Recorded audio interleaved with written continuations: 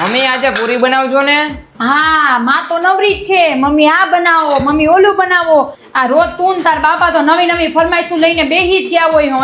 અને મને ભાવતું શાકે હું ખાઈ શકું હું? આ રોજ મારે બટેટા ખાવા હું? એમને મમ્મી તમને કારેલા ભાવે, તમારે શું કારેલા ખાવાના? હા ઈ તો ખાવાય પડે, શરીર માટે બહુ સારા કહેવાય. તો એમ તો ઉનાળામાં શરીર માટે રસોઈ સારો કહેવાય, તે બનાવ નાખજો. સસ્તી આવી એટલે રોજ કેરીના રસ ને આમ જો તો ખરા કટકા ને તારે તો હરખાઈ ગયા કા. એટલે ફોન આવ્યો કે આ તો મિલ્કીનો ફોન છે. એ હાલો હા હું કે રંધાઈ ગયું? ઠીક મારે બનેવી વહી ગયા ટિફિન લઈને? ઠીક હા એમ નહીં કેરી બેરી ખાસ કે નહીં ઉનાળાની?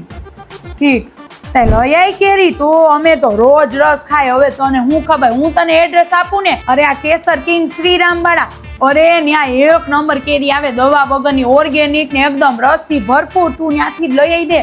અને સાંભળ 3 બોક્સ મંગાવ ને તો ફ્રી હોમ ડિલિવરી. અરે ઘરે પહોંચાડી જાય છે તો હું હવે જલ્દી મંગાવી લે. અને સાંભળ 5 કિલો 10 કિલોના બોક્સે મળે. તમારા આજુબાજુમાં જયશ્રીબેન ને એને કેવું હોય તે કહી દેજે હોય એ મંગાવી લે. હા તે આ નંબર ને બધું મોકલી દઉં.